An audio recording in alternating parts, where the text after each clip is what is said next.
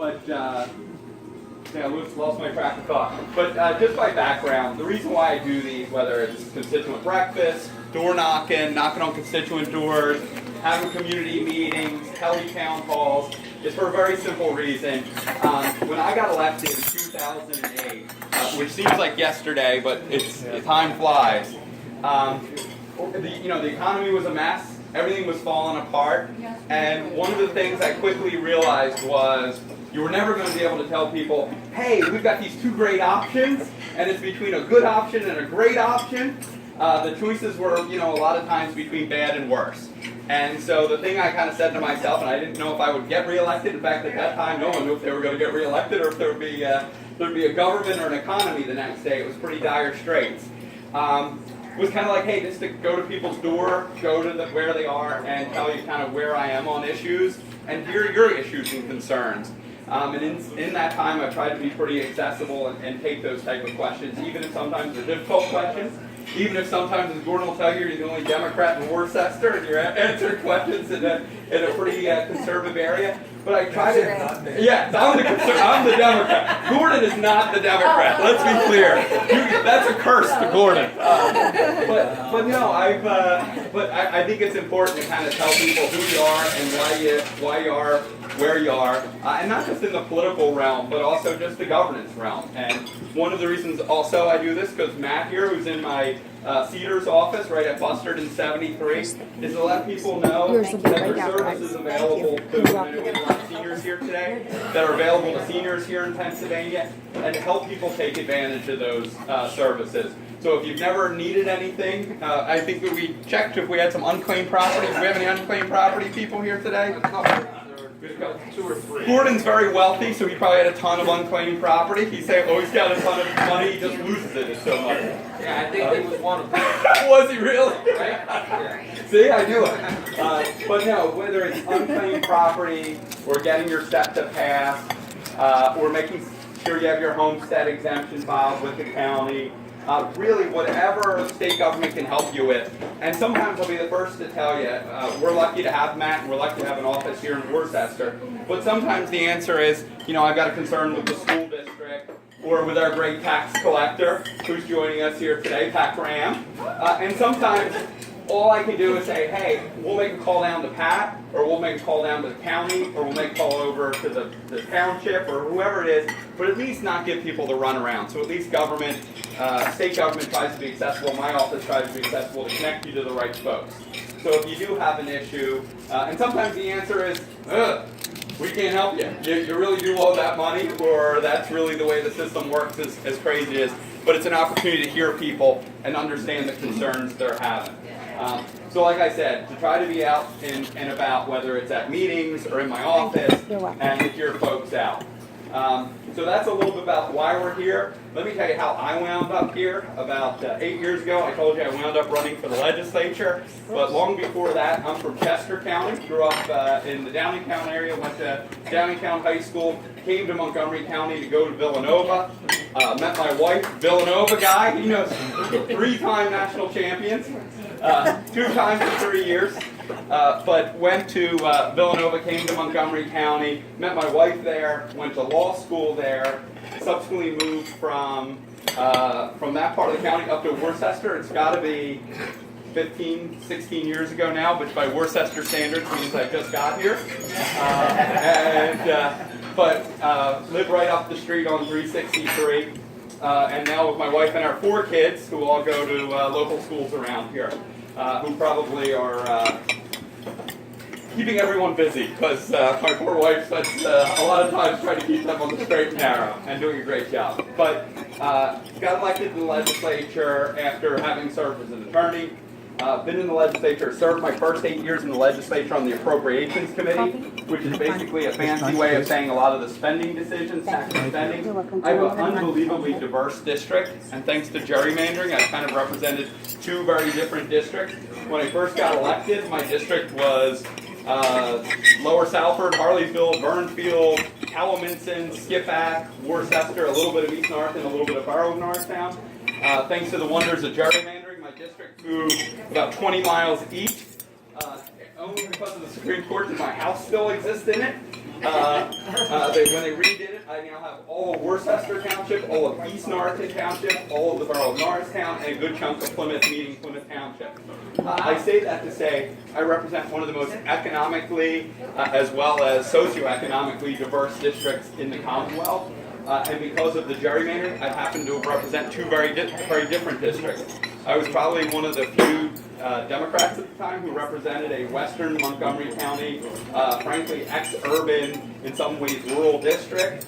And now I represent a district that has very different concerns in some cases. But one of the things I think is important again is come out and talk to people, because it's been, I don't, and we're talking to the gentleman over there about gerrymandering and the need for redistricting reform, but in a way it's actually, I'm never going to defend it, it's a horrible system. But the one thing I will say, it's been a really interesting experience that probably a lot of politicians need in terms of eye-opening, to go from representing, tremendously affluent, economically prosperous communities to also representing some that have unbelievable challenges that are very different than what we may face every day here in Worcester. So again, I'm just going to kind of, I told you a little bit about why we're here, about kind of how I wound up here, and then, the last part is kind of just telling you some of the issues in state government that we're working on right now. But rather than me speaking for a long period of time, what I would prefer to do is take your questions. So I can talk to you about a couple of things that I believe really strongly and working on and spending a lot of time in Harrisburg. One of those is education. I know, again, I mentioned we have a lot of seniors in the room. One of the things I worry about very much about education funding is, and this gets you to the property tax issue, which Pat must always love getting property tax questions, but the concern is if we don't do right at the state level in terms of education, in terms of funding education, inevitably we set up our local school districts to use the only taxing authority they have, which is the property tax. And I feel as a father of four, but as an individual that has, two senior parents that, lived in Pennsylvania their entire adult life, that if we don't do right by the property tax issue and school funding, we either set up high taxes on our seniors, or we frankly don't do right by our students, and especially in school districts that aren't as blessed as ours. And that is a huge issue, equitable funding for education. It's an issue we must get right. One of the things I say, whether you're in the most conservative or liberal part of the Commonwealth, is if we don't get education right, the amount of money we're going to spend on so many other issues, whether it's corrections, job training, retraining, getting people up to speed.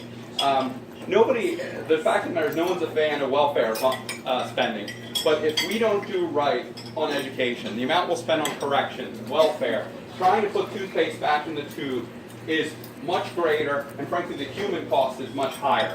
So I think this is something we have to get right. And frankly, if we don't get it right, your property taxes go up, and nobody likes that. And so I think we've got to get education funding right. There's a lot of progress being made, not quick enough and not soon enough, and especially for folks who have exorbitant property tax bills. Yes?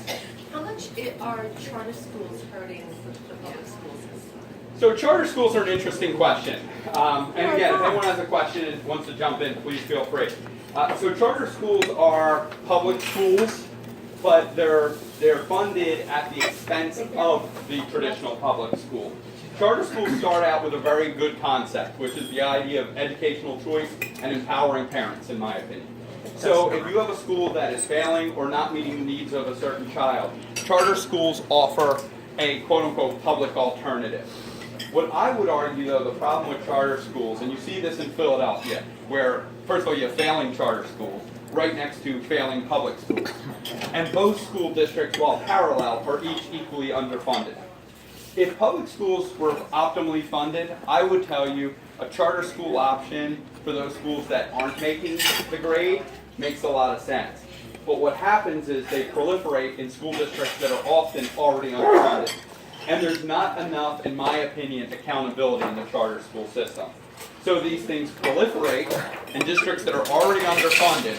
You wind up again with these parallel schools that are equally underfunded, and in many cases both failing. I think you got to start with one major reform on day one when you look at charter schools. Any charter school that is not performing as well as the public school alternative should be closed, period. that's not, giving people alternatives is part of what we said we want, high performing alternatives. But the alternative should be to siphon resources, scarce resources, out of the public school for a failing charter school. And as we know, as we've seen in the Philadelphia district, you have a proliferation of failing charter schools. So that's my concern with the charters. I would like to see, frankly, them not be funded at the expense of the public school. But I also realize, and again, one of the things I typically start with is, if you want to hear the politician that's going to tell you, I'm going to cut your taxes and increase your services, I'm probably not your guy. I'm like a true, I'm very fiscally conservative that way. I believe in balanced budgets, but I also believe in not telling people it's going to be Christmas every day. So one thing that worries me is politicians say, we can have great public schools and we can have great charter schools. We can cut your taxes and increase your services. There are times where there's efficiencies and stuff, but let's get real. We're all grown-ups, and we all know that when politicians or elected officials tell you it could be Christmas every day, they're probably lying to you. And so I have a concern with the idea that charters don't have any impact in terms of funding of the existing public. You've got to tell people some truth. So that's my concern with the charter school issue. Matt, Yeah. we got a phone message from John Rafferty. Yes. That they had just voted on redistribution of funds to fund schools. Said it was voted down by one vote. Now, how can we do that? Because the federal government has handed us a double whammy, because the federal government has hit us with a double whammy of saying that you can't deduct anything over $10,000 in taxes. State and local tax. Yeah, so if your taxes are much higher than that, you not only are being hit with the high taxes at the school level, but now you can't even use the deduction. Yeah, so there's 2 points that we have to, and the gentleman raised a very good, let me repeat what he said here. Thank you. So one of the issues that the gentleman raises is under the new federal tax law, and again, I will throw my federal colleagues under the bus, but I don't get a vote on the federal tax bill. The federal tax bill eliminated, not fully eliminated, but capped the state and local tax deduction at $10,000. That's going to have a huge impact on those of us in the Northeast United States. The $10,000 cap is problematic for one reason. Remember I mentioned we don't fund education appropriately at the state level. So much of it is done at the local level. Property taxes in Pennsylvania, and if you think they're bad in Pennsylvania, go across the river to New Jersey. Education is largely funded at the property tax level in Pennsylvania. The problem is, your property tax, at least when you paid the property tax, you did it with a write-off. You didn't pay tax on that money that you paid your property taxes with. Well, property tax reform at the federal level, where they tell you, again, not to play politics about, but to be bluntly honest, when they tell you we're going to cut corporate taxes, let me tell you how we cut corporate taxes at the federal level. We took away the deduction for state and local taxes.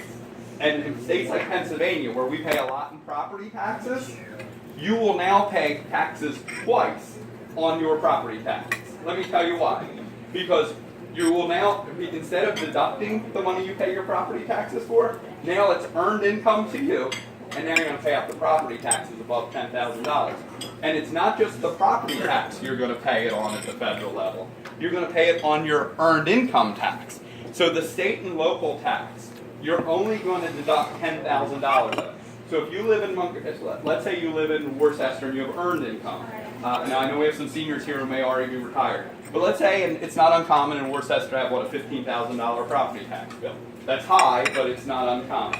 If you have a $15,000 property tax bill, and husband and wife work, and they earn combined $200,000, let's say, they're going to pay about $6,000 in EIT. They're going to have, so that's $6,000 plus their $15,000, $21,000. Only about half of their tax bill is going to be deductible. Actually, less than half of their tax bill is going to be deductible. So that is a real concern. That's going to be a real problem here in Worcester, and frankly, in states in the northeastern United States. It's remember I told you politicians who want to tell you I'm going to cut taxes and no one's going to pay for it. I always wonder about what's in the other hand when they say that. I will tell you, I think it was really disingenuous to say, oh, we can cut corporate taxes and not increase other taxes. Corporate taxes were cut, and dramatically. But the cost of that is next year, and by the way, there's a reason why it doesn't go into effect until next year, because they didn't want people to know about it when they did their taxes and when they went to vote this year. So next year, the state and local tax deduction goes away. The other issue, and the gentleman raises, and Senator Rafferty, who I have a good working relationship with, who's our local senator here in Worcester, I guess he did a robocall about property tax elimination, as I think what he was probably calling about. Yeah. So this is an idea, and again, it is not without there's a cost. Remember I said, anyone who says I'm going to eliminate your property taxes with their left hand, watch what's going on with their right hand. You know what I mean? So if we eliminate property taxes, it's about $12 to $13 billion in Pennsylvania that is paid collectively throughout the Commonwealth by property taxes. So if you're going to eliminate $12 to $13 billion, you better be prepared to either eliminate every public school, or you better be able, with your right hand, to raise $12 to $13 billion of other taxes. So the idea that's out there, and this isn't, this has some support, and I think there is some good idea to it, but I don't think it's Christmas. I don't think it's, we can eliminate property tax and you don't pay a price for it.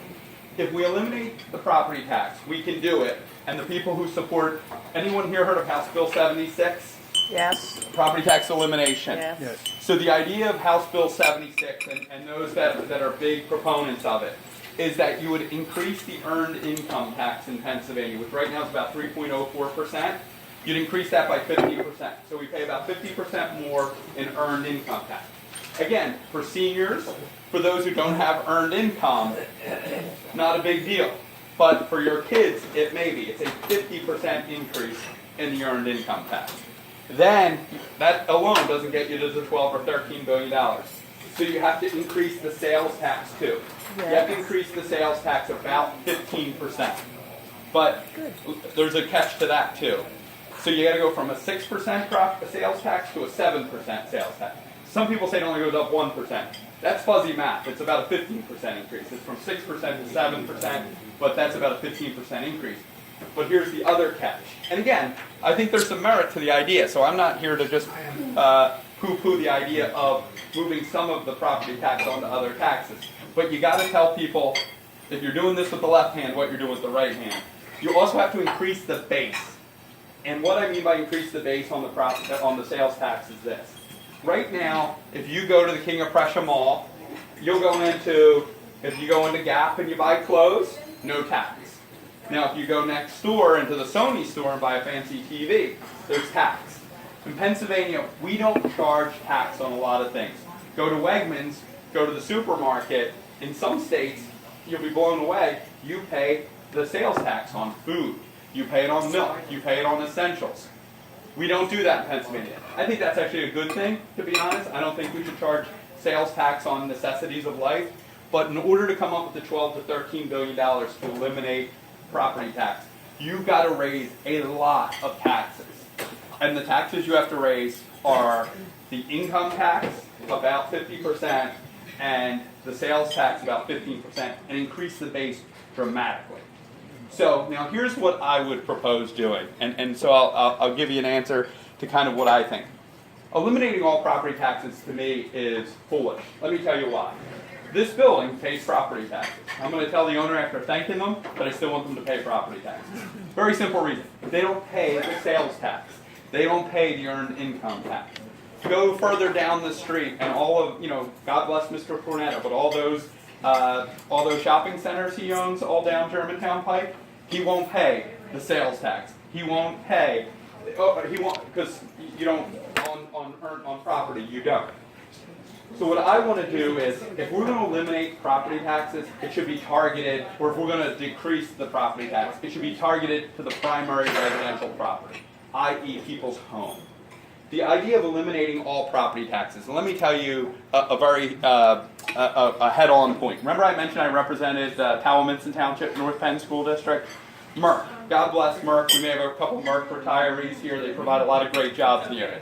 Merck pays about $10 million of property taxes to the North Penn School District. If we were to eliminate the property tax, Merck would get a $10 million tax cut.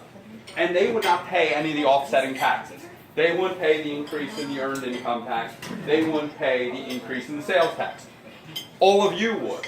And if you didn't, at least your children would, and your grandchildren would. The idea that we should eliminate all property taxes on commercial property, on second homes, on industrial property, on non-owner occupied, i.e. landlords, I think is foolish, because they're not going to pay the offsetting tax. If we want to take a targeted approach to property tax reform and relief, it needs to be targeted at primary residential property. That way you're not talking about these massive increases with what's happening on the right hand. You've got to talk to people where they are. My problem is, and people who kind of espouse what I said is a lot more complicated than, I'm going to eliminate your property taxes. And everyone says, if you said, and you go into a room, and this isn't unique to Worcester, listen, I represent the Colonial School District, which actually in the grand scheme of things has pretty low property taxes because they have so much commercial property. Now they also have a lot of traffic.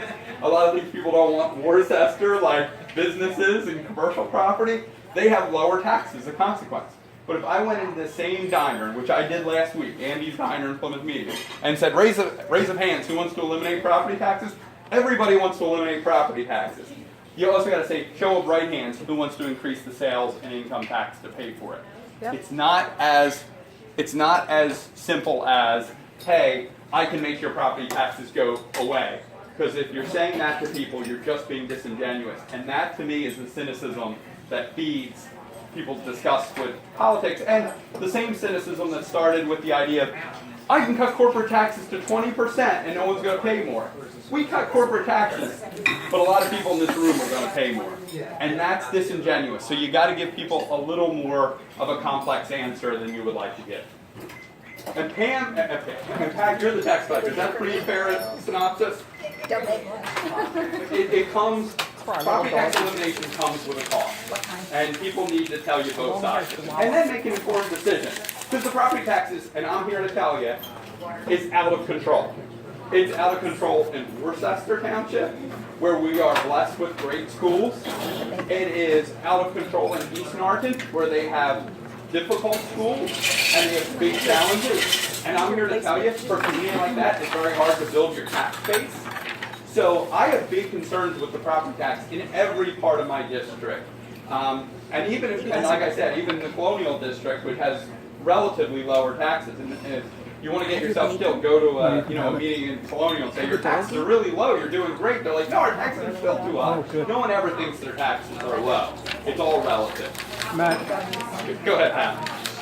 My only question is, when we think of that, I agree with you 100%, it's how does that funding come back from the state to support our local schools? I think that's another piece that people just don't look at is, if we eliminate all property taxes, that's great. We do. There are, it's too high. But how do we still fund our public schools? Right. And I think Pat brings up kind of, there's two issues there. One is the idea of, you send all this money to Harrisburg. You basically eliminate the current spending on education. You eliminate it through the property tax. That portion of education is funded. And all that money goes into Harrisburg, because that's where the sales and income tax go. How does it get distributed back to the school districts? That's one concern. So, I mean, think about this, and this is a great example. Upper Marion. All that sales tax is generated at the King of Prussia Mall. Do they say, well, that sales tax should come back to Upper Marion? Or because it's all of us there, because on Saturday afternoon we went to King of Prussia Mall? Is it all of our sales tax? So there's things about property tax elimination when you use these other taxes that nobody's thought about, really. A lot of people just think, oh, you increase the sales tax, you increase the income tax, and the property tax goes away. And then the thing is, well, is it like a static number? You take today's amount of taxes, you eliminate today's amount of taxes, and then going forward, that amount never changes to the school district. There's concerns about that as someone who supports quality public education. Property tax is largely